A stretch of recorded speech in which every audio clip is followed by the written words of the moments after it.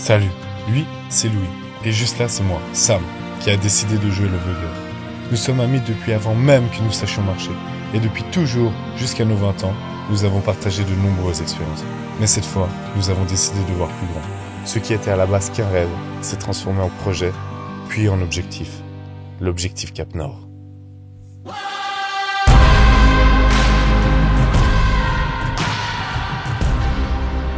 Ensemble, on s'est lancé le défi de rejoindre le Cap Nord, le point le plus au nord de l'Europe, en passant par l'Est avant de redescendre par les magnifiques côtes de la Norvège et ses fjords mythiques. Parcourir 13 pays pour près de 12 000 km à moto sur les routes et vivre de découvertes, galères, de rencontres et de bivouacs, c'est l'aventure que nous avons décidé de vivre. Après plusieurs mois de préparation, nous nous sentions enfin prêts à quitter notre chère Suisse, sans pour autant vraiment savoir à quoi s'attendre.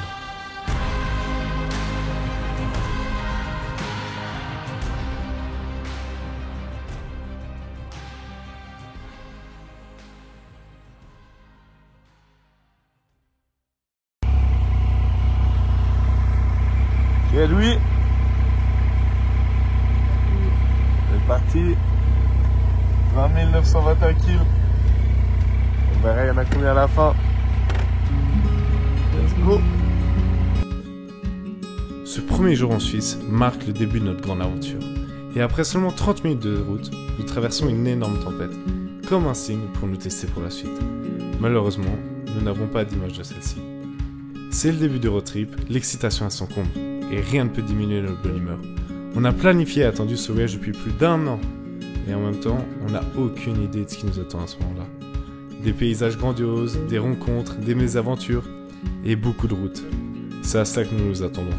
Cependant, on ne peut pas tout prévoir. C'est ça qui est excitant. C'est l'aventure, bébé. On rejoint le Tessin par le col du Simplon. Nous sommes encore en Suisse, mais nous sommes déjà ébahis par les paysages que nous voyons. C'est certainement l'excitation du début aussi. Lui, tu savais qu'il y a ça en Suisse? Ça c'est comment? Incroyable. Incroyable, la Rentai. Ah, les Monovski. Putain. On est parti pour se faire 2 bons mois. C'est sa première journée. Après avoir roulé toute la journée, nous arrivons finalement à Isonne. Fatigués et un peu nostalgiques. Les dernières personnes, mon frère et tous nos potes de Isonne, l'endroit où on a fait l'armée. Là on les quitte, on vient de les voir pendant 1 heure, c'était cool. On est le soir du premier jour, on voit que quitter la maison, bah ça fait quelque chose. Petit mot? Ouais, ça fait plaisir de voir les potes, depuis longtemps on les a pas vus. Et puis voilà, on est prêt pour l'aventure. Le deuxième jour, nous quittons notre chère Suisse pour l'Italie, avec un premier arrêt au lac de Como. Ensuite, nous prenons l'autoroute italienne. Une vraie merde. À croire que personne ne sait conduire correctement dans ce pays. Mais une fois rendu au lac de Garde, c'est super agréable d'y rouler. Le long, sur des petites routes, bordées d'un côté par le lac et de l'autre par les montagnes.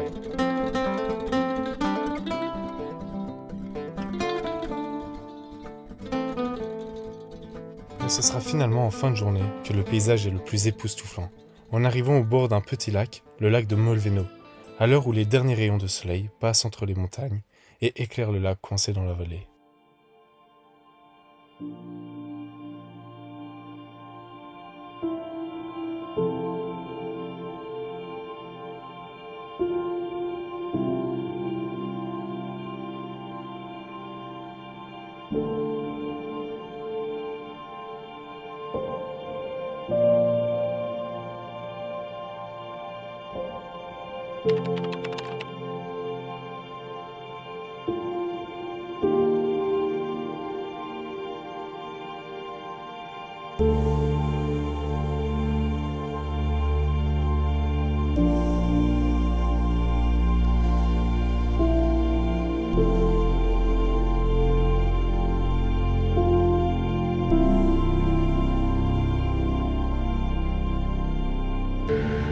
Le soir, nous devons trouver une place pour dormir à l'abri des regards. Car en Italie, le camping sauvage est strictement interdit. Et on peut risquer jusqu'à 1 000 € d'amende. La première occasion pour nous de quitter la route.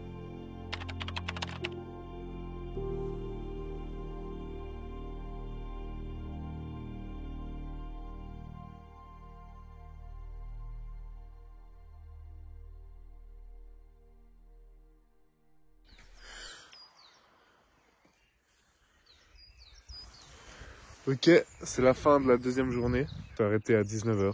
On a fait 366 kills, 7 heures de route. Et là finalement, j'ai trouvé ce petit coin de paradis.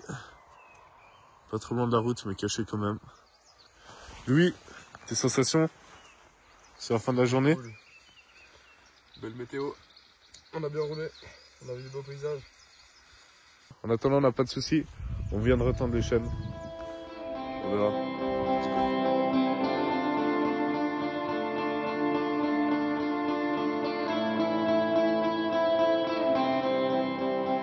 Pour cette deuxième journée en Italie, on s'attaque aux Dolomites. C'est juste magnifique. Les plus beaux paysages jusqu'à maintenant, avec toutes ces montagnes blanches et pointues. Nous avons fait le col de Saint-Lucia. Toute la journée, nous avons pu rouler entourés de montagnes et étions ébahis par le paysage qui nous entourait. Nous passerons notre première nuit en Autriche, pays qui nous fait beaucoup penser à la Suisse, autant les paysages que le style de vie qui est très bien.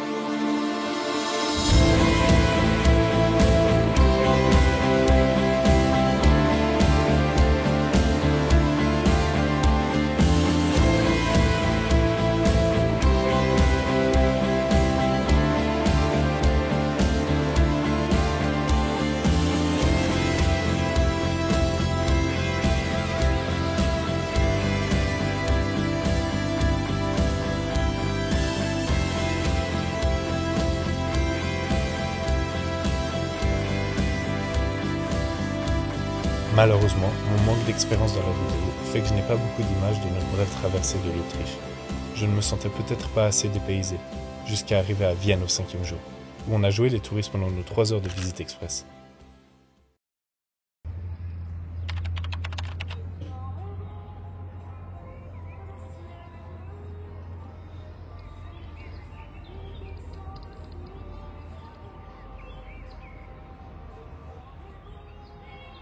Selfie. Petit coucher de soleil en Slovaquie. Première nuit au camping. Ça fait du bien. Ouais, correct. Première douche en 5 jours. Première douche en 5 jours. C'est magnifique.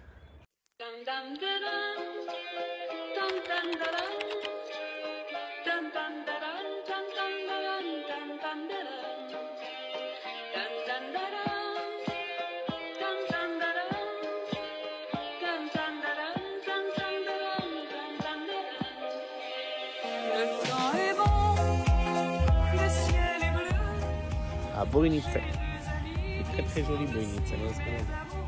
Le château est joli. Il y a beaucoup de poissons, dont un brochet.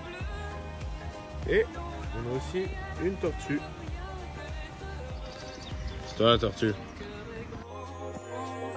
Après une halte au château de Bojnice qui est très touristique, nous reprenons notre périple sur les routes slovaques. Ce n'est pas le pays qui nous inspire le plus confiance. Peut-être aussi parce que c'est la première fois qu'on est dépaysé. Les gens que nous croisons nous dévisagent la plupart du temps, et la communication est compliquée. Tous ceux que nous croisons ne parlent pas un mot d'anglais. Le soir, nous nous arrêtons non loin de la route et montons notre abri de fortune, une bâche entre nos deux motos, pour éviter que nos tentes soient mouillées au réveil.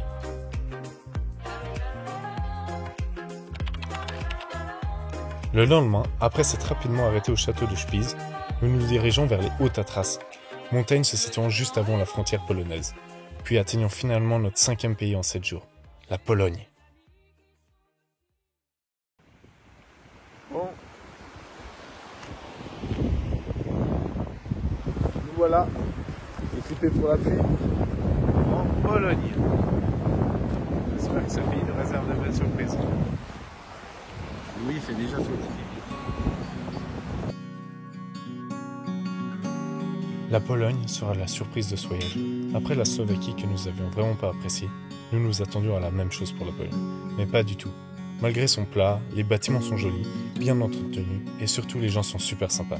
Malgré la barrière de la langue, ils sont super souriants et tentent tant bien que mal de communiquer avec nous. Une agréable surprise, comme la ville de Cracovie, que nous avons la chance de visiter le jour de la fête de la Constitution polonaise.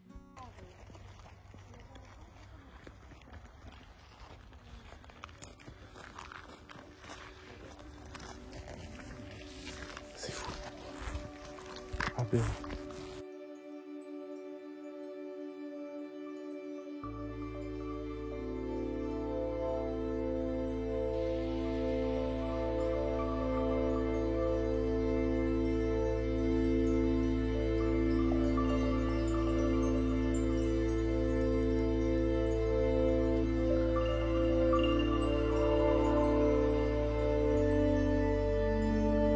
Cette journée est une expérience impressionnante, triste et émotionnellement forte. L'homme est vraiment fou. On ne peut pas s'imaginer le malheur qu'ont vécu tous ceux qui se sont retrouvés dans les camps avec ce qu'on nous dit à l'école, et non plus en étant sur place. Le soir, nous avons trouvé une magnifique place pour dormir à côté d'un lac. Après avoir pu tester pour la première fois l'expérience de rouler dans le sable, pas si évident que ça.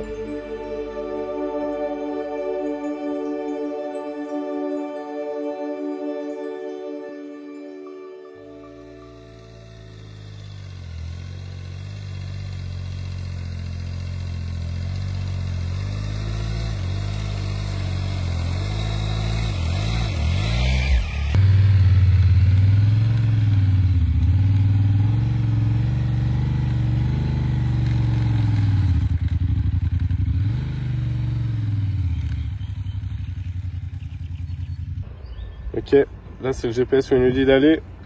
C'est une vraie route, hein. Ça c'est une vraie route. Regardez Curti.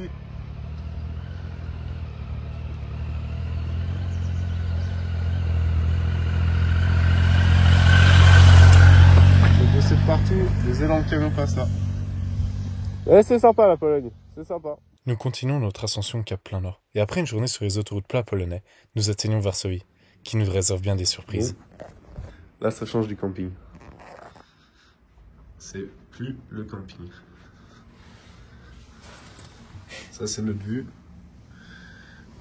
Bon, il y a aussi une autre belle vue pour les prochaines nuits. Parce que on a pu tomber dans un hôtel 4, 5 étoiles. Première fois de notre vie pour les deux. Et encore, on n'a pas filmé les repas, mais les repas, c'est une dinguerie. C'est une méga dinguerie. Ma cousine qui est une actrice tournant à ce moment-là un film à Varsovie, nous avons la chance d'aller vivre l'expérience d'un tournage et aussi profitons de 2 jours de repos. Et il se peut qu'on ait aussi fait un peu la fête. Ce type est éclaté, mais c'est mort comme jamais, je l'ai vu de ma vie.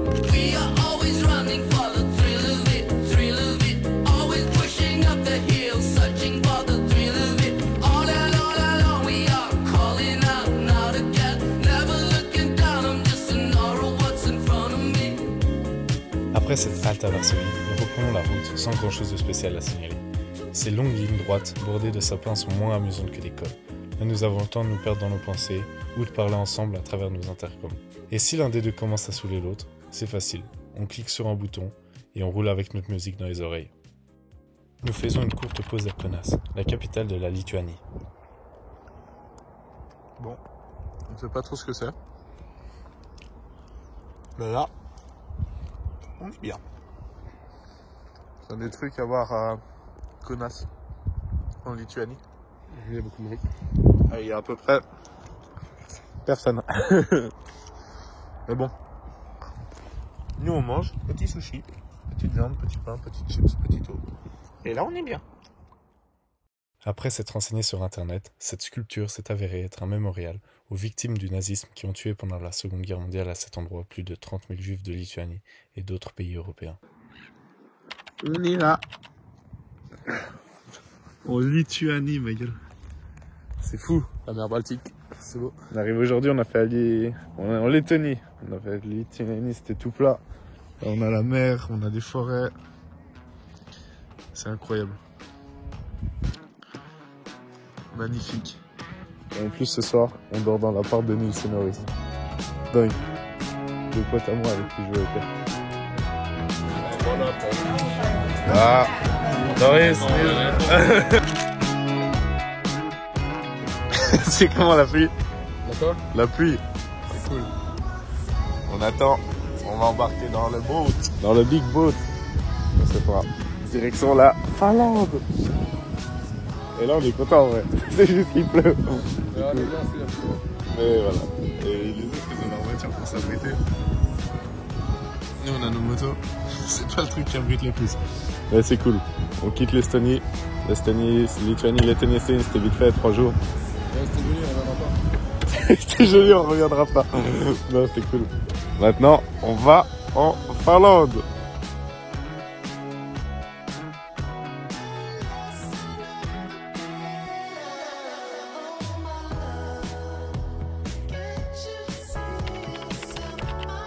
Après Après 17 jours de voyage et près de 4000 km parcourus, nous atteignons notre 9e pays, la Finlande. Nous sommes excités à l'idée d'enfin rejoindre les pays nordiques. Chaque kilomètre de plus en direction du nord nous rapproche davantage de notre objectif, le Cap Nord. Mais avant cela, nous avons réservé 2 nuits dans une auberge de jeunesse à Helsinki. Nous en profitons donc pour visiter la ville, sortir le soir, tester l'expérience finlandaise du sauna et le bain froid directement dans la mer Baltique, et également aller voir un match de championnat du monde de hockey sur glace qui se déroule actuellement à Helsinki.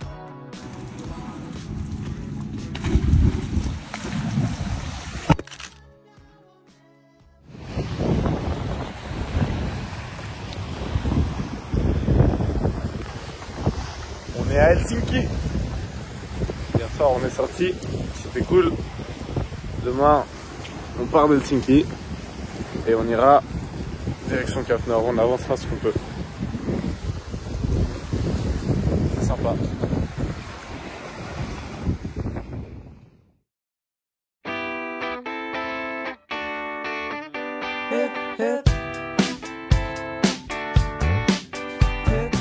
Après notre pause à Helsinki, nous reprenons la route.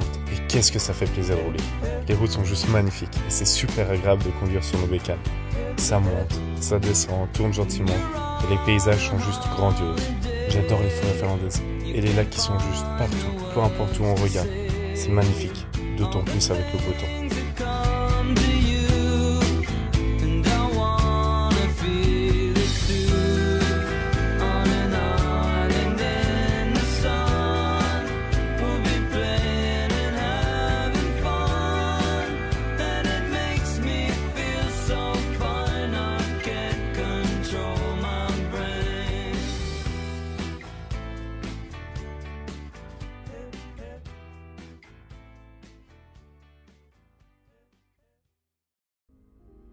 En quittant Helsinki, dans une station-service, nous avons croisé un mec qui est venu nous parler.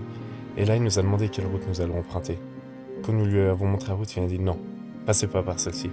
Il nous a montré une autre route et nous sommes tombés sur celle-ci. C'est juste magnifique.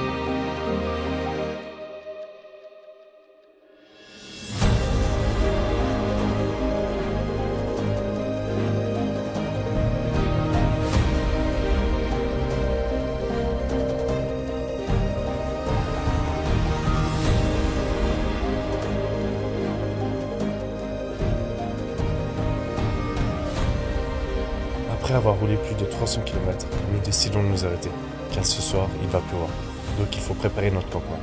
Nous dormons juste à côté d'un lac. La place est incroyable. Alors que nous sommes en train de manger comme tous les soirs, nos spaghettis, on se dit, ça c'est le luxe. Manger et dormir dans un endroit pareil, c'est magique.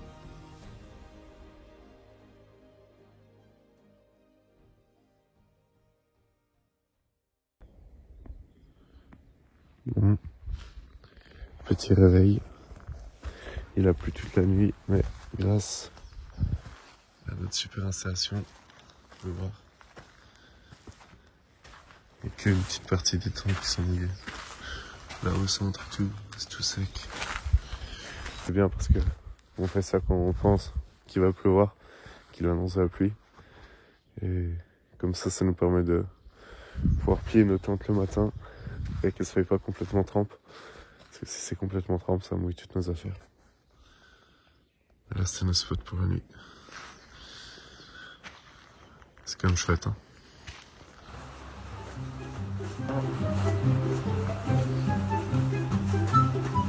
C'est froid.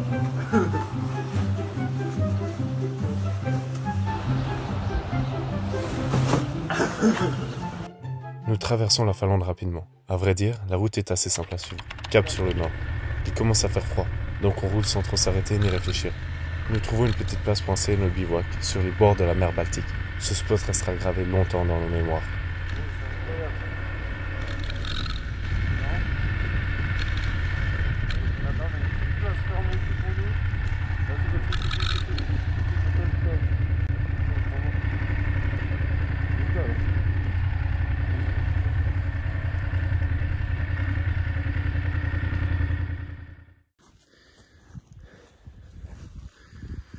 Ça, c'est le spot du soir.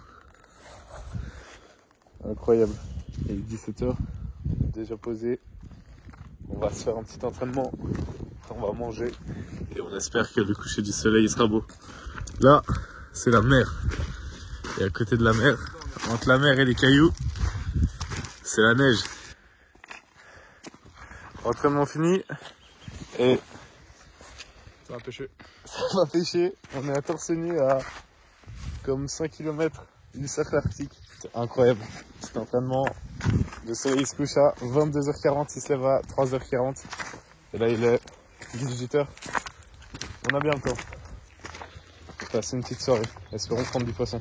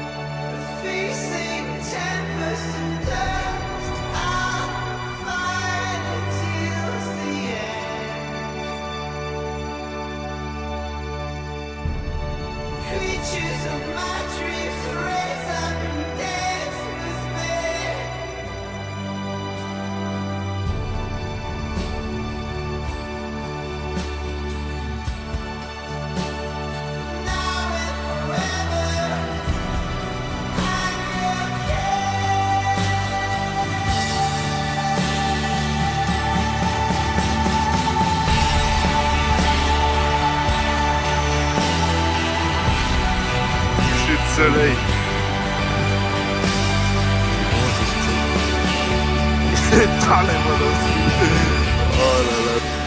Ce coucher de soleil, avec ses couleurs orangées et rosées se reflétant sur une mer de miroirs, reste pour moi le plus beau de toute ma vie.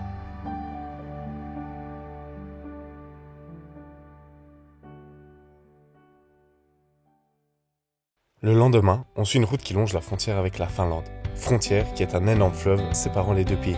Et là, la pluie et le vent commencent sérieusement à se déchaîner sur nous. On a roulé dans la tempête. Il fallait toujours faire attention aux bourrasques de vent qui à tout moment nous déstabilisaient. La température varie entre 2 et 3 degrés. Même la pluie se transforme en neige à certains moments. On est à 22 km du cercle polaire, 727 km du Nord Cap. On est habillé parce que là il fait... Il commence à faire très très froid. C'est normal, on arrive dans le cercle polaire. Et dans quelques kilomètres, on va au cercle polaire. Belle vie, hein. Avec un beau temps de pluie. Heureusement, il ne pleut pas trop encore. Pour la petite anecdote, de l'autre côté de cette rivière, c'est la Finlande. On est où, Louis? Putain, c'est le cercle polaire. On est à Påsirkelhuset. C'est-à-dire certainement le village du cercle polaire en suédois. Incroyable! En plus, c'est le plus beau des drapeaux, c'est-à-dire celui du Canada. Et apparemment, ils ont enlevé celui de la Russie aussi. Et décidément, les Russes sont nickel. Et dis-moi, Sam, on fait quoi bien en astronaute là? Non, mais il fait froid et il pleut. Ça nous empêche de prier. Et aussi, ça nous tire au chaud. Même si on a déjà 5 couches. Voilà, on est bien. À la fin de cette journée, nous étions sérieusement contents que rien ne nous soit arrivé. C'était pour sûr la journée la plus dure depuis le début. Bon, on est en Suède. Il fait 1 degré. 1 degré. C'est de la neige. Je sais pas si moi, mais il neige. C'est pris la tempête de neige pour venir jusque là. Et là, on s'est trouvé 50 mois sur Fahrenheit. Incroyable. Et là, avec la bâche, on a fait un truc pour se protéger du vent. En venant, on a croisé un renne, des pèlerins. Et là, je sais pas si moi bien, mais c'est vraiment la tempête de neige. On s'approche du Cap Nord. Regardez ça. Et à l'intérieur, on a pu faire un feu. Incroyable. Lui a fait le feu. Putain. C'est fou par contre. Heureusement qu'on a la place. Là, c'est l'intérieur. Petit feu. C'est l'intérieur de l'abri. Bon, en 0,5, c'est peut-être la plus grande, mais En vrai, c'est pas très grand, mais ça suffira amplement pour nous. On est au sec. On est au sec, on est à l'abri du vent. Aujourd'hui, c'était quoi le plus dur sur les routes? Le vent. On se faisait balayer par le vent. La neige, le froid, l'avant. Voilà, on est bien. Voilà, on est bien. Bon, on est toujours habillés comme des Esquimaux, mais là, avec le petit feu, ça devrait nous réchauffer. C'est incroyable, là, c'est ça.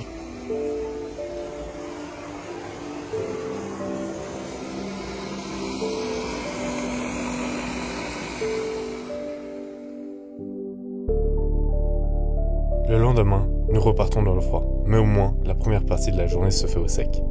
Les longues lignes droites finlandaises sont magnifiques, d'autant plus vues du ciel. Plus nous avançons dans le nord, moins nous croisons de véhicules. Depuis que nous avons quitté Helsinki 3 jours auparavant, nous n'avons croisé aucun motard. Cela ne nous rassure pas dans l'idée que cela va être possible de se rendre jusqu'au Cap Nord. Les conditions météo sont bien incertaines, et on a bien l'impression d'être les seuls motards assez fous pour se rendre jusqu'au Cap Nord aussitôt dans l'année. Jusqu'à ce que nous tombions par hasard sur un type qui semble aussi fou que nous et bien sympathique. Ready to continue the ride with Tino? Yeah. From Netherlands. It's cool. The North Cape. North Cape, off the North Cape. Okay. Let's go.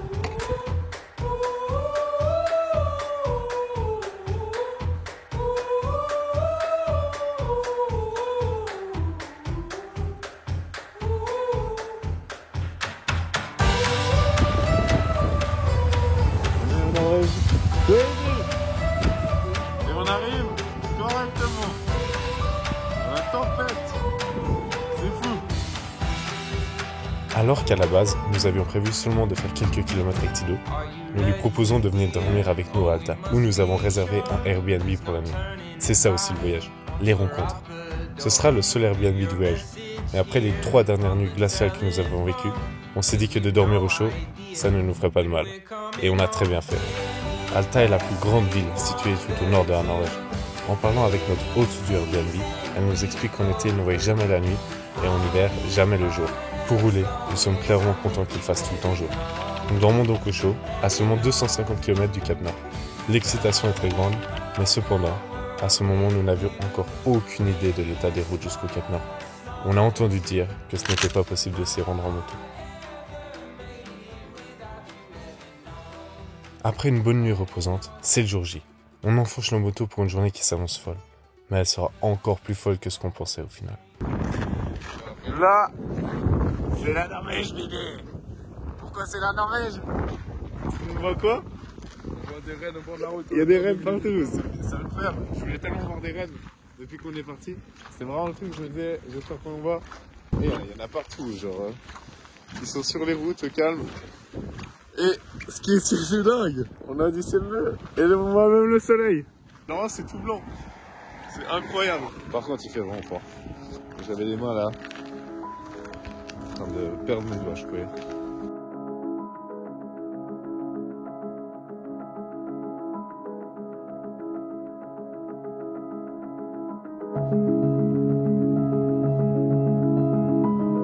Rapidement, nous nous retrouvons dans un paysage tout blanc et froid, où le vent et la neige prennent soin de nous faire comprendre que la journée s'annonce longue. La route longe principalement la mer et nous guettons d'un œil si nous avons la chance de voir des dauphins. Paraît-il que c'est possible dans les environs. Malheureusement, ça ne sera pas le cas pour nous.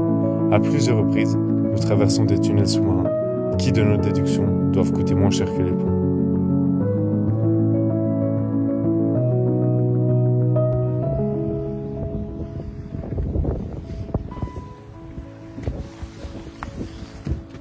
C'est la route du Cap Nord.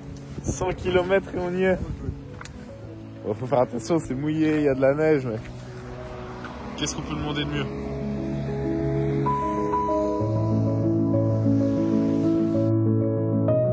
Les paysages sont vraiment uniques en leur genre. À des moments, on se croirait bien plus loin de la maison qu'on l'est réellement. Entre le vent, la pluie et le froid, il semble y régner un certain calme, comme si nous débarquions sur une terre presque inhabitée. C'est dur de s'imaginer qu'en pleine saison touristique en été, des milliers de personnes se rendent jusqu'ici pour voir le fameux Cap Nord.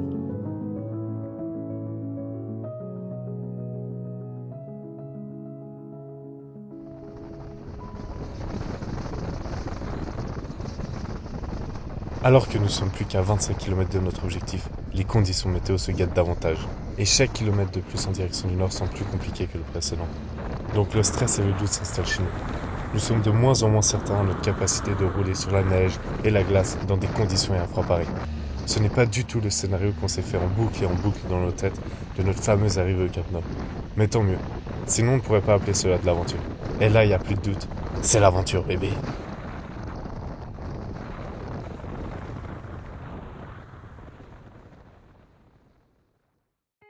À partir des 10 derniers kilomètres, la route se retrouve cachée par la neige. Nous avançons très lentement et le doute s'installe de plus en plus, jusqu'à prendre le dessus de l'excitation. Nous croisons même un motard qui nous dit avoir fait demi-tour car il n'a pas pu se rendre jusqu'au bout.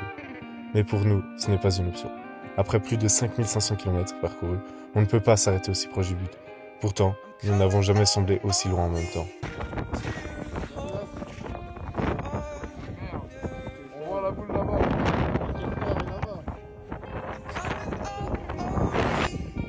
Il y a un bébé, il est toujours à l'arrière. Là, du coup, on a dû relancer parce que, comme vous avez vu, c'est la tempête. Enfin, on va relancer. On laisse les motos là et on va attendre que quelqu'un nous prenne. Je dis stop. C'est vraiment impossible d'y aller en moto. Mais bon, c'est pas grave, tant qu'on s'y rend.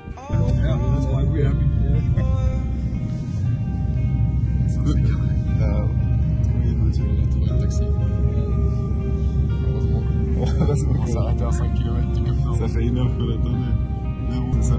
5500 km pour être bloqué à 5 km. On a vu la statue là. La statue, elle est là-bas. Bon, c'est bon, on va l'attendre.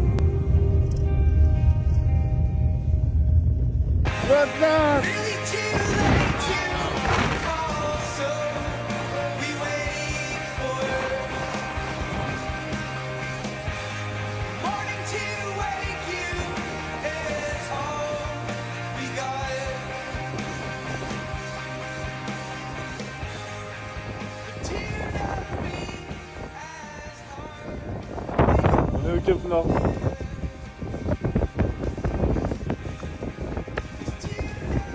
Au final, c'est ça le Cap Nord.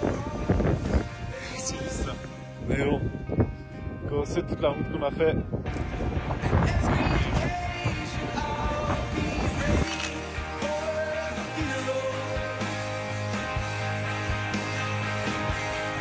Finalement, on l'aura fait. Pas sur nos motos jusqu'au bout, mais c'est pas grave. Il faut faire preuve de sagesse parfois. Nous aurons eu la chance de se retrouver au Cap Nord, seul au monde. Louis, Thido et moi. Cependant, on ne se retrouve pas à court de nos galères. Car comme un alpiniste qui arrive en haut de sa montagne, maintenant il nous faut redescendre. Et ce n'est pas plus facile.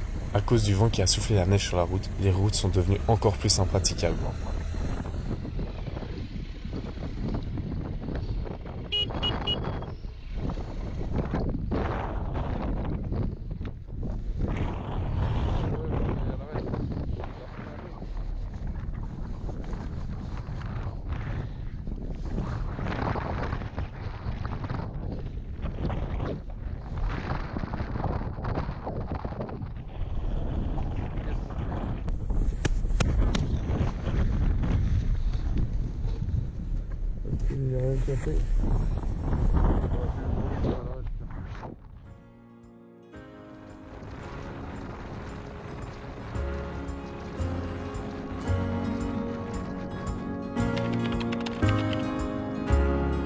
Après avoir atteint le point le plus au nord du continent européen, nous changeons donc notre cap pour s'orienter vers le sud, direction les côtes ouest de la Norvège.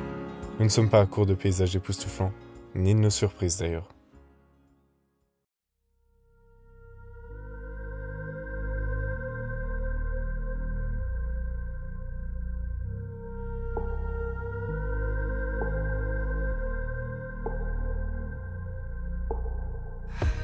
Après avoir passé une nuit complète sans que le thermomètre dépasse 0 degré, nous reprenons la route à travers des paysages dignes des scènes de Game of Thrones. Tout est blanc à perte de vue. La route semble nous mener nulle part dans un froid glacial. Nous sommes toujours accompagnés de notre fidèle compagnon de route depuis 3 jours maintenant, Thido. C'est un super type que nous avons appris à connaître à force de rouler ensemble. Il est parti des Pays-Bas et fait l'aller-retour en moins de 2 semaines. Il n'a pas beaucoup de temps car il a une famille à la maison. C'est pour cela que nos chemins vont devoir se séparer.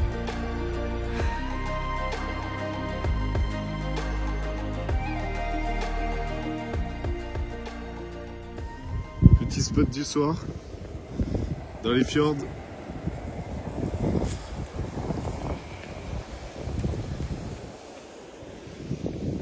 ça, bon appétit. On a même des fish and sticks. How is it? I'm good. You're good. Thank you.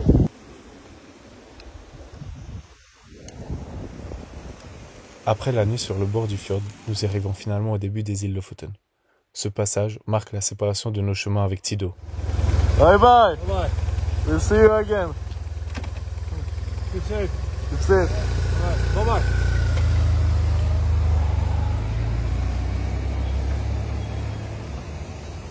Bon, on va quitter Tido. Après 4 jours, on quitte Tido.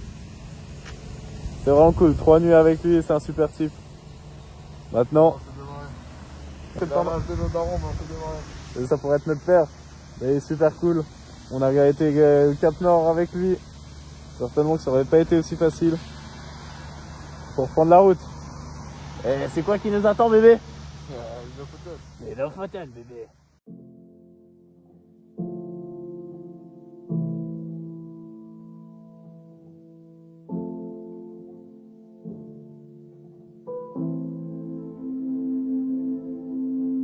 Dès la première nuit, nous nous trouvons en super spot sur les bords de la mer de Norvège. En Norvège, le camping sauvage est autorisé partout. Il faut seulement respecter la règle de s'installer au minimum à 150 mètres des habitations, ce qui est facile dans un pays aussi sauvage. Nous nous trouvons donc des spots dignes d'un hôtel 5 étoiles. C'est juste le rêve. Aujourd'hui, nous avons même une piscine.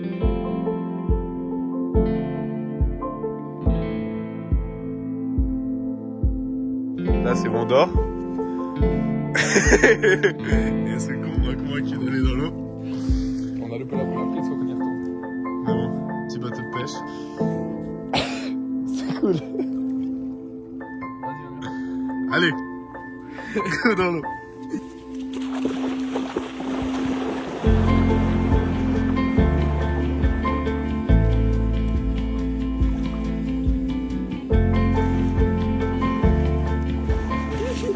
Ça va, c'était pas pire. Bon. Ça pourrait faire quoi? C'est la Suisse. Alors, c'est les Lofoten. Sauf qu'on fait les Lofoten le jour où il y a le plus de nuages, brouillard depuis qu'on est parti. Donc l'eau elle est super belle vers la mer. Là c'est un lac qui fait très nuageux. C'est pas les plus beaux Lofoten de notre vie, je pense. Mais bon, c'est pas grave.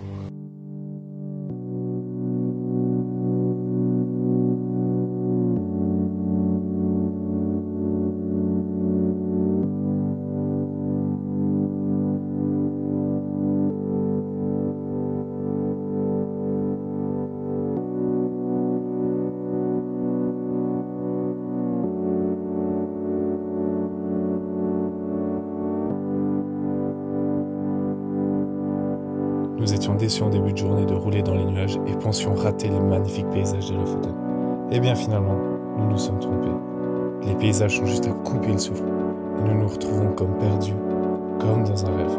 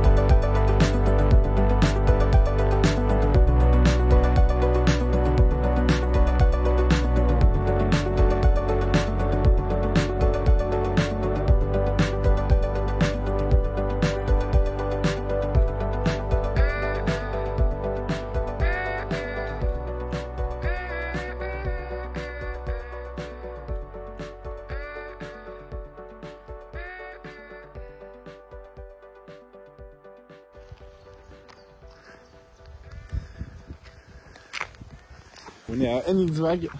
Et là, c'est tout ça. C'est du poisson qui sèche, qui est mis pour sécher.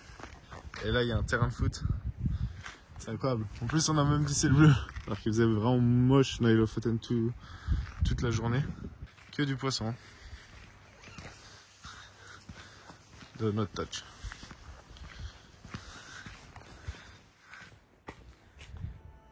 On peut dire que ces îles sont autant époustouflantes que atypiques, comme par exemple ce terrain de foot sur le bout d'une petite île.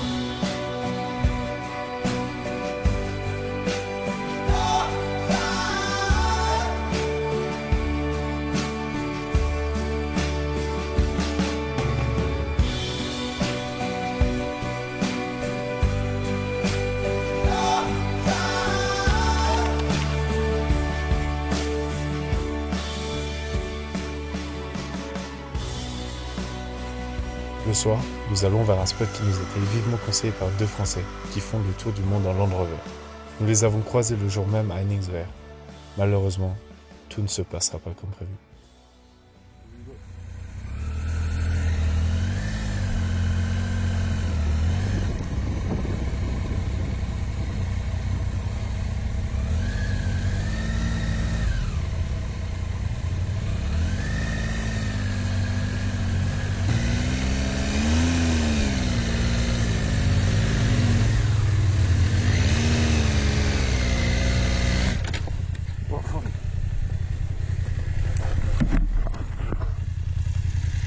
Aide-moi. Ah merde. Paysage magnifique. Mais c'est pas facile de s'y rendre. On a même des petites galères. La vue est juste folle. C'est dingue. Là on a juste Louis vient de tomber en montant et la moto elle repart pas. Mais on pense que c'est juste un problème de batterie. C'est un peu la galère. Après elle s'allume même pas. Mais normalement ça devrait le faire. C'est aussi ça l'aventure, hein. Les galères. Mais le spot, c'est magique.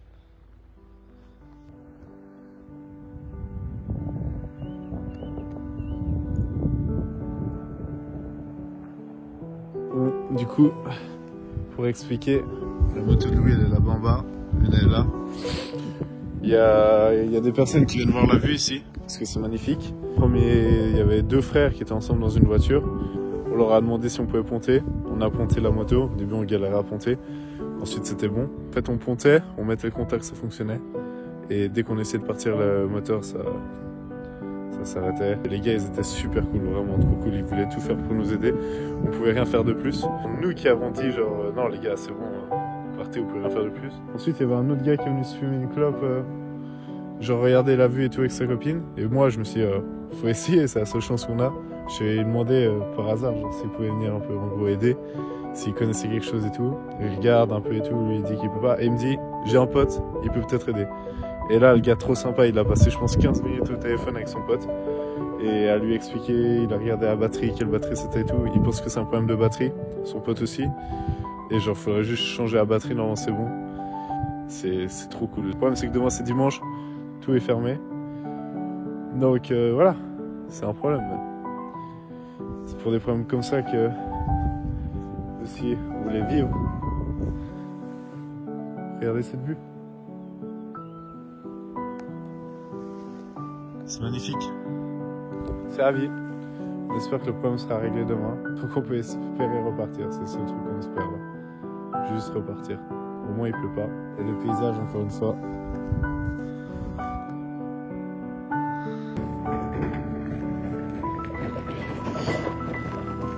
plus, il commence à pleuvoir. Je sais pas trop c'est quoi le problème. Ça devient un peu chiant cette histoire. Le matin, un dépanneur vient remorquer la moto de Louis et l'amène chez Olé, le fameux qui, paraît-il, peut nous aider. Et là, quelle rencontre! Olé et Björgen vont nous accueillir chez eux comme des rois et tout faire pour nous aider, jusqu'à contacter un ami à eux qui va nous ouvrir son magasin alors que nous sommes dimanche. On a une batterie. Non, c'est bon, alors qu'on était dimanche. Hein.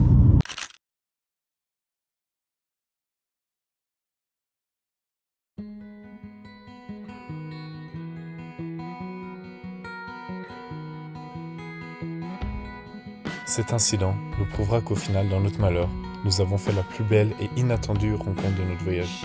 Olé et Björgen. Ils nous ont accueillis, nourris et aidés toute une journée sans rien attendre en retour. C'est pour ce genre d'expérience que nous sommes aussi partis. Les paysages, c'est une chose, mais les rencontres que l'on peut faire en voyageant, c'est tout aussi beau. On reprend la route, le cœur rempli d'émotions.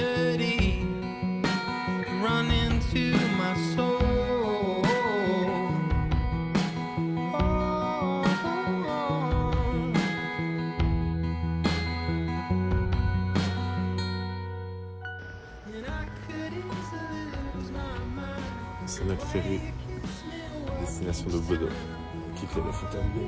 Il s'est passé plein de choses dans les Lofoten. Le lendemain, nous arrivons à Bodø et traversons à nouveau le cercle polaire, mais cette fois, nous le quittons. Bon, depuis le début du voyage, on a vu des trucs stylés. Mais il y a aussi des trucs nuls. Est-ce que tu sais quand c'est stylé? À la frontière de l'Arctique Sud, quoi. Je pense pas que c'est stylé. Mais on se pèle les couilles. On était à Bodø juste avant au bord de la plage, on bronzait. Et là, on se pèle les couilles à nouveau. Je comprends rien à la météo dans ce pays.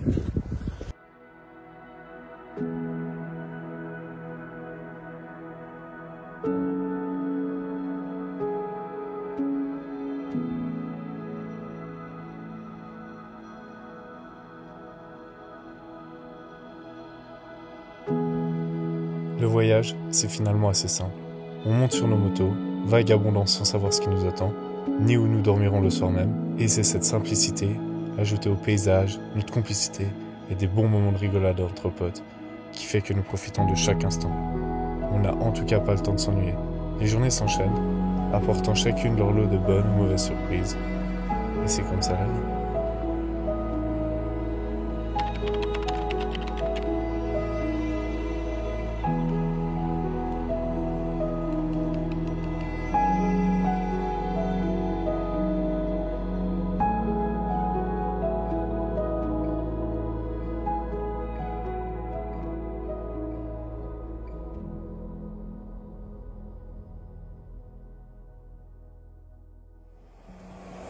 Bon, on est dans un camping. Heureusement qu'il y a quelque chose pour nous abriter. Déjà, on a payé 49 € pour la nuit pour les deux. Donc c'est comme si on était à l'hôtel, sauf qu'il n'y a rien d'un hôtel. Mais au moins on a quelque chose pour s'abriter, manger. Il pleut. Là, on est en train de se faire du poisson. Et quand on a ouvert l'emballage, on vient de remarquer après avoir acheté que c'était 15 minutes au four. Donc Inch'Allah, ça le fait. Que ça se conserve à moins 18 degrés, la température ambiante de nos motos bien sûr. Et là on mange avec la sauce la moins chère de Norvège, le fromage le moins cher de Norvège et des pâtes les moins chères de Norvège. Je pense qu'on a des putains de rats et qu'en Norvège ça coûte 350 balles. Mais c'est quand même bon. Je sais pas si ça sera bon par contre. Mais bon au moins on a l'abri.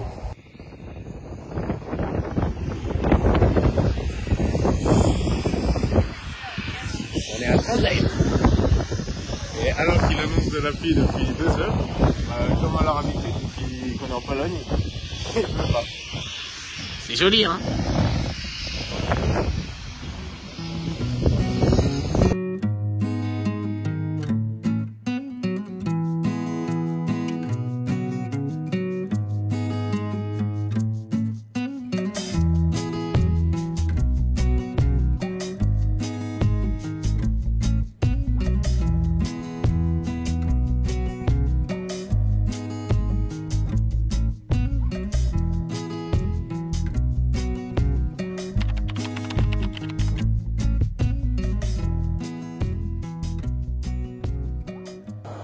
Bon. Ce soir, il pleut pas. Mais s'il pleuvait, on aurait même un petit abri. Le tente là. La mer, les fjords là. Les potes. Et là. Ça va. Ça, c'est la belle vie.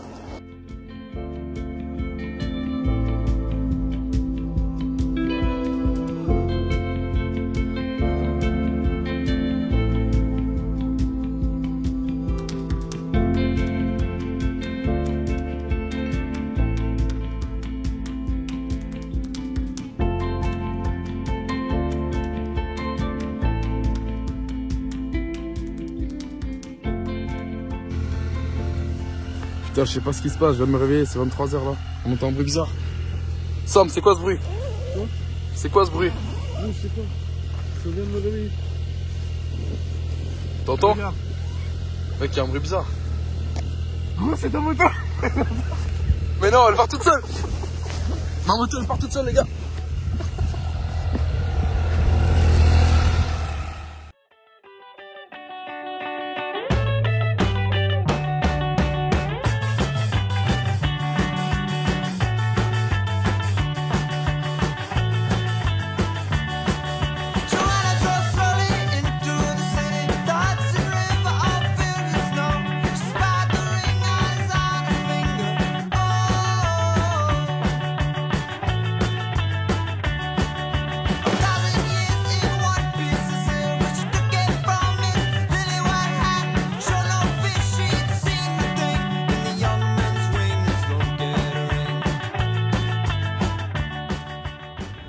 Bon, après avoir sauvé la moto de hier, elle a failli se casser.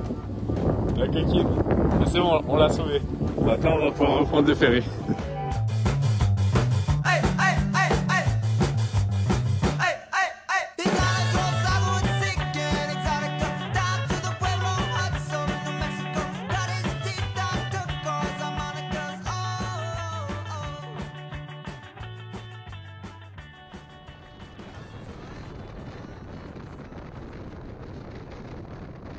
Nous arrivons sur le tronçon bien connu pour son panorama, l'Atlantic Ocean Road. Alors c'est joli, mais surtout vu du ciel. Je tenais donc à tout prix faire des images de drone. Cependant, le vent était très puissant, mais j'ai quand même voulu essayer. Après avoir bien cru perdre mon drone dans la mer de Norvège, j'ai réussi à le sauver in extremis. Le jeu en valait bien la chandelle.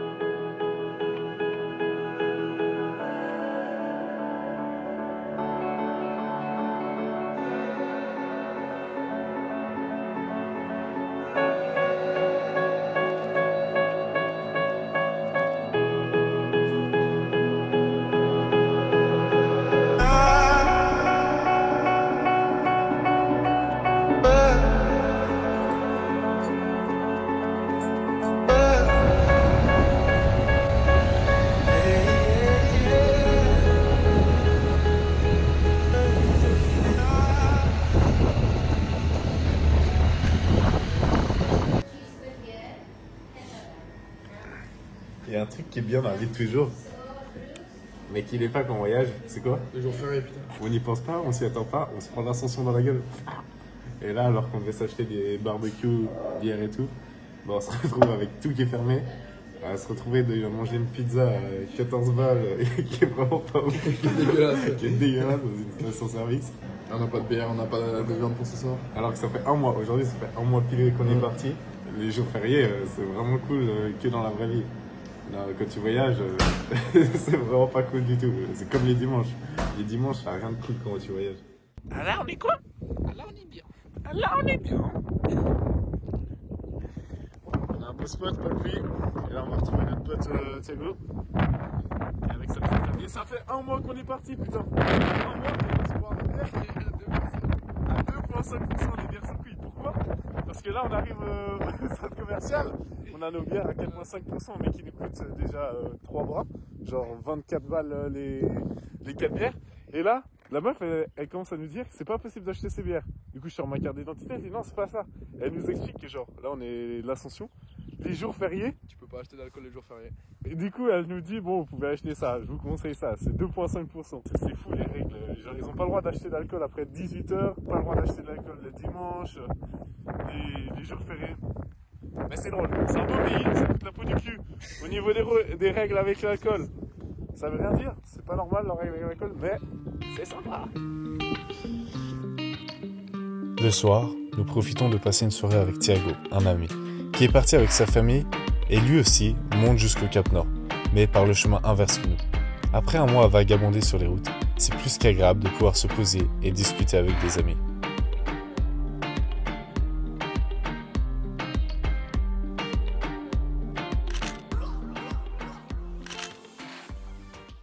Ah, là, on est là. Ah là, on est là. Non, c'est pas dégueu la vue. Hein. C'est pas mal du tout. Malgré la pluie, les nuages, c'est pas mal. Il y a plein de touristes. Il y a plein de touristes. Et il y a nous. Regardez, vue du drone.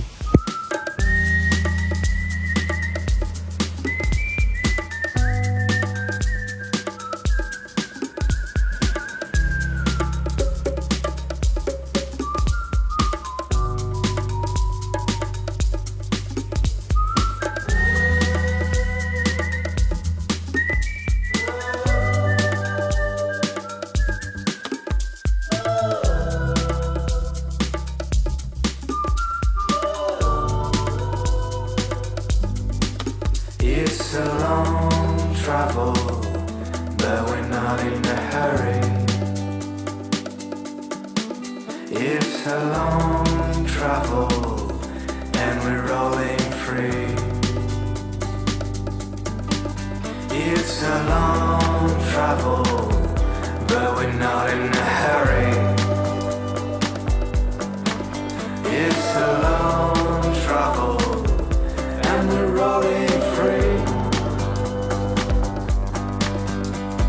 I remember your dress when you moved in the first day. Was crossing your look and stepping in the sideways. I had this creamy face that no one ever cheered up. You turned your eyes on me.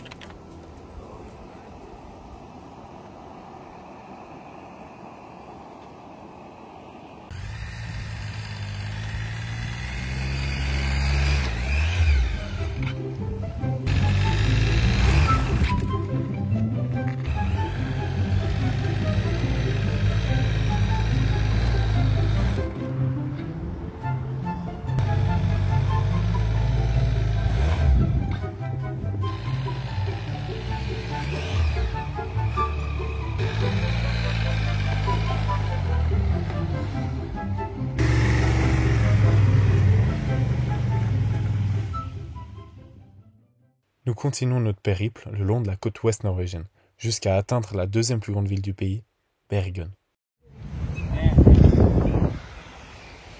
On est où? Là, c'est la manif, hein, on sait pas. Ah, là, on est là.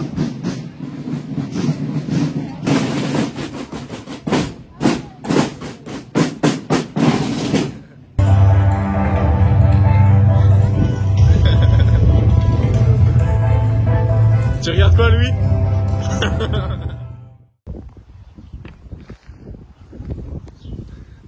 Ça c'est notre place pour dormir ce soir.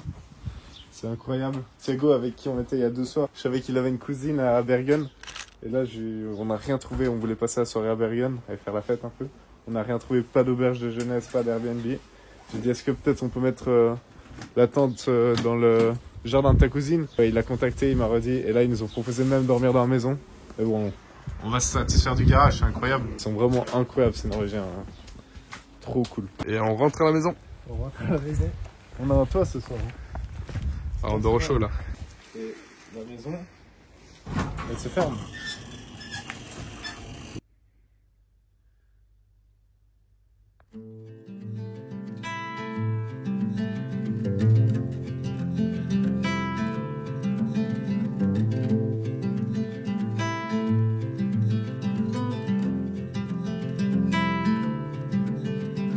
Close your eyes, hear the voice within calling. This heavy load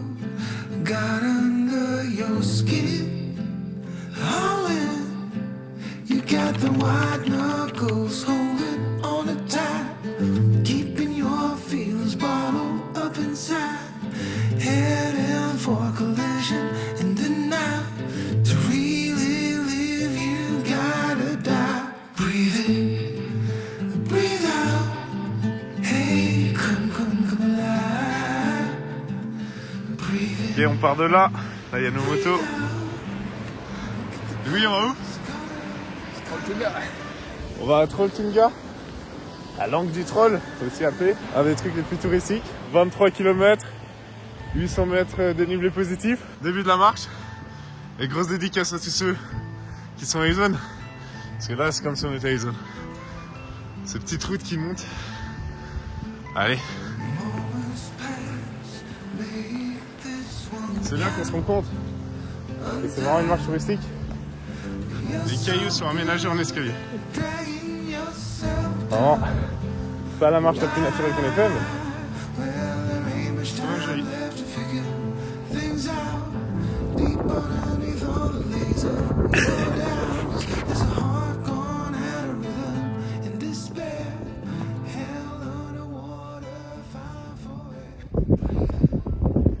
Comment lui?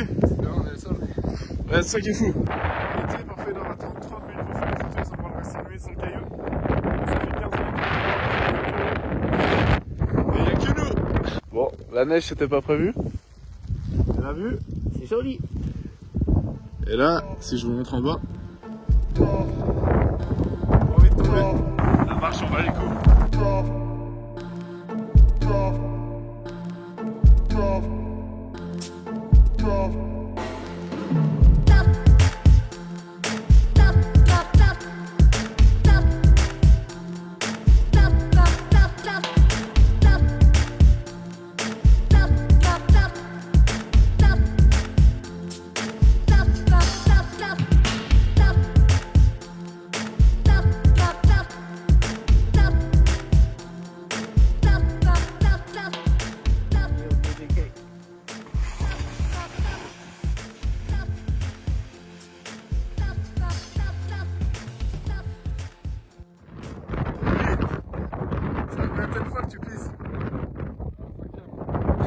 En tout cas, la 5e fois.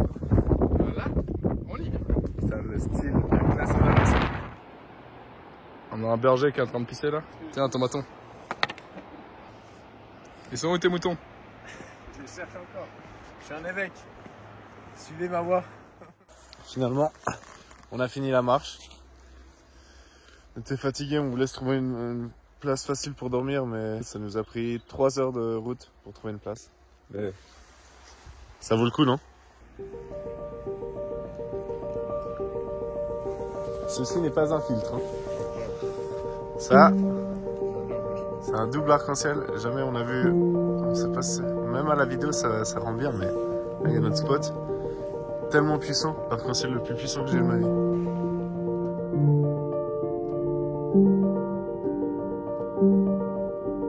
Le lendemain, nous tombons un peu par hasard sur la plus grande église en bois de Norvège, datant du XIIIe siècle. Elle est magnifique et peut faire penser à un jeu vidéo ou à un dessin animé, tellement l'architecture est originale et précise.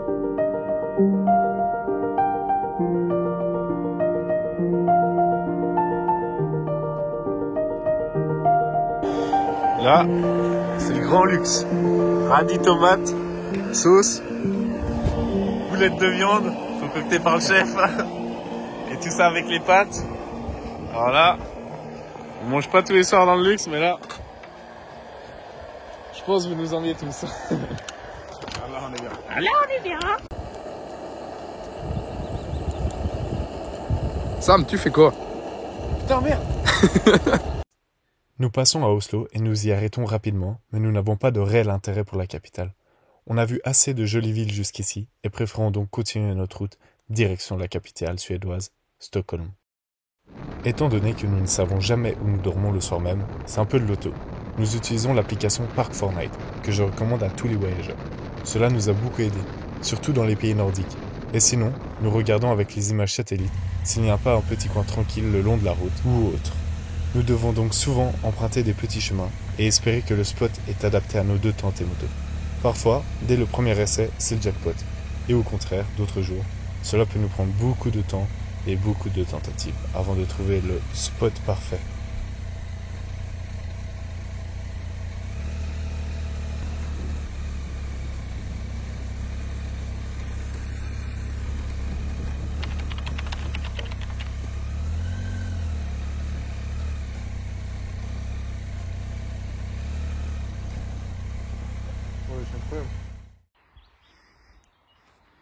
Ça, c'est notre place de bivouac pour la nuit. Petite plage. Nous, on est juste là-bas. On est vraiment bien. Il y a juste un peu des moustiques. Mais c'est vraiment cool. Genre au milieu de la forêt. On a quitté la Norvège aujourd'hui. Premier jour où on retourne en Suède. Ça fait plaisir, on a été déjà passé en Suède. Mais c'est vraiment magnifique ces forêts et tout. J'adore. Il a annoncé de la pluie de base. Et là maintenant il en annonce plus. On a commencé quelque chose. Les garçons, vous ferez quoi quand vous serez grands? Eh ben, je serai à pompier et quand tu seras en avion, je conduirai un avion et je serai maître et c'est tout ça. Qu'est-ce que je vais dire à ce garçon en costume Spider-Man, s'imaginant héros à combattre les méchants? Comment lui dire grandir, c'est pas si marrant, que plus tard le mot d'ordre sera fait de l'argent. J'ai une dette envers Mini-moi, tout ce que je fais le fais pour lui, pour qu'un jour tous les deux on se revoit, partageant le sentiment d'une vie accomplie. Combattu le mal pendant des mois, à ne plus prendre en compte mes propres amis. J'aimerais que pour une fois l'étoile filante me voit, j'aimerais que cet enfant n'arrête jamais de sourire. Si je pouvais remonter le temps, aller me voir petit et vite aller préparer à tout ça. Si je devais me rassurer en 2-3 mots pour me donner du courage, je me chuchoterais tout bas. T'inquiète pas mon petit garçon, la vie n'est pas que déception. Parfois tu ne verras qu'un brouillon, mais tu le changeras en papillon. En papillon, en papillon, en papillon, mais tu le changeras en... Alors dis-moi mon petit, qu'est-ce que tu veux faire plus tard? Tu peux être tout ce que tu veux, ne laisse rien au hasard. C'est ce que me disent les anciens en fumant leurs cigares. Mais quand je dis ce que je veux faire, je vois que tout le monde se marre. Moi je veux recevoir ma lettre sous le placard, qu'Hagrid vienne me chercher pour le quai 9-3/4. J'aimerais être un sorcier et partir à Poudlard, que le choix-peau magique me dise Serpentard. Alors dis-moi petit Nicolas, au final il y a une seule chose qui m'importe. Je veux savoir si là t'es fier de moi, je veux savoir si tu m'imaginais comme ça. Et dis-moi comment moi dans 6 mois j'aurai toujours la foi et plus aucun... Bon, il est seulement 15h. Mais on est déjà arrêté. On est un peu fatigué. On a suffisamment approché de Stockholm. Aujourd'hui, on a fait que rouler. Même pas tant que ça, mais bon. On est à moins de 200 km et à 2 heures de Stockholm. Comme ça, demain, on est prêt pour Stockholm. Juste là-bas, il y a notre camp pour la nuit. Là, il y a un lac. Et là, il y a un bateau. On va essayer de faire un petit tour. Let's go, bébé. Petit tour. Incroyable. Allez, baguette maintenant. On a trouvé un nouveau moyen de locomotion. C'est comme ça qu'on va rentrer en Suisse, mon gars. Là, On est bien. Ça va moins vite que la moto, mais là on est très bien. bon. Comme ça, on est en Suisse dans combien de temps? Dans 6 heures. De plus en plus, la fatigue du voyage se fait ressentir, même si l'excitation est toujours présente et on se marre bien. Ce serait mentir de dire que la Suisse, nos familles et nos amis ne nous manquent pas parfois. Orelsan le dit très bien, la terre est ronde, parce qu'après avoir fait le tour du monde, tout ce qu'on veut, c'est être à la maison.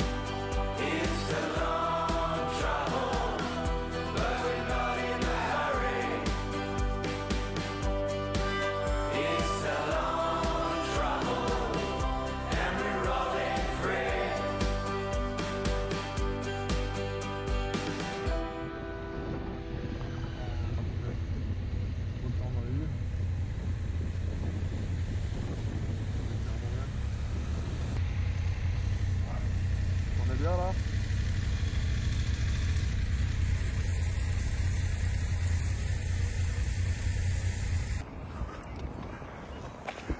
Balade nocturne ou bien? Ouais, pas mal. 2h du mat, on a de la lumière. C'est incroyable. Le soleil se lève. On était à Stockholm aujourd'hui.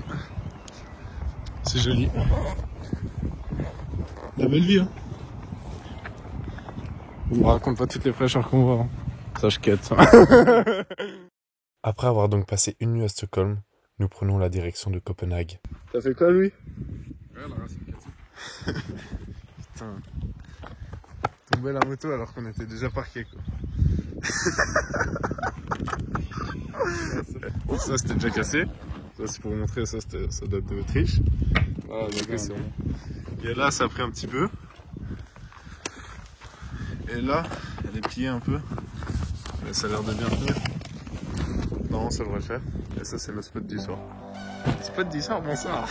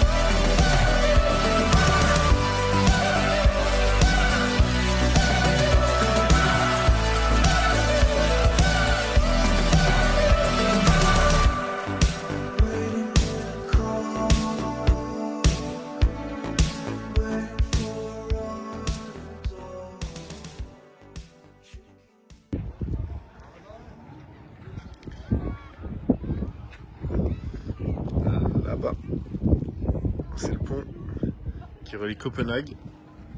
On va prendre aujourd'hui. Là, on a Malmö et après le Danemark. Combien coûte ce pont? 50 balles. C'est ça, c'est le petit détail. Le pont de l'Øresund relie Malmö en Suède à Copenhague, la capitale du Danemark. Il s'étend sur un peu moins de 8 km et quand on est au milieu du pont, on se sent en pleine mer. La vue est juste magnifique. Le soir, nous devons nous trouver une petite place cachée, car contrairement à la Suède et à la Norvège, où on pouvait dormir où on voulait, ici, le camping est interdit.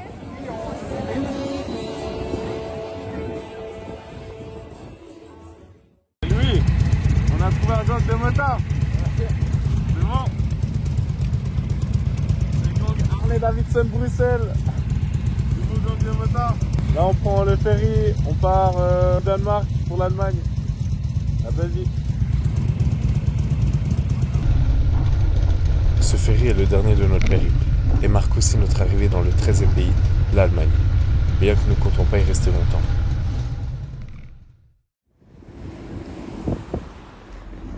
Dernier ferry du périple. On quitte le Danemark. On arrive en Allemagne. Ça sent la fin.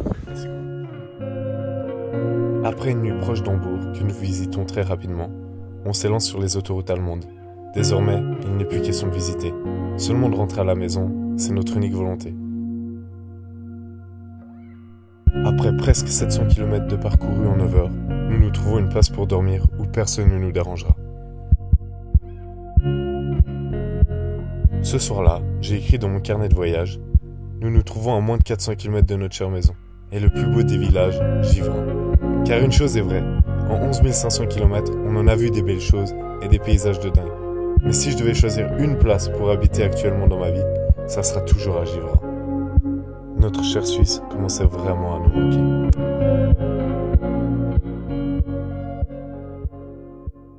Ça va faire des maths. Pour dire, le dernier soir. Mais hier soir, j'ai fait exactement la même chose. Comme un bouffon. Et là, je lui ai dit, ouais, je te laisse faire les pattes, je veux pas les faire tomber. Et ça arrive à tout le monde. Et voilà. Putain. Comme quoi. On va manger des pâtes à terre, c'est ça.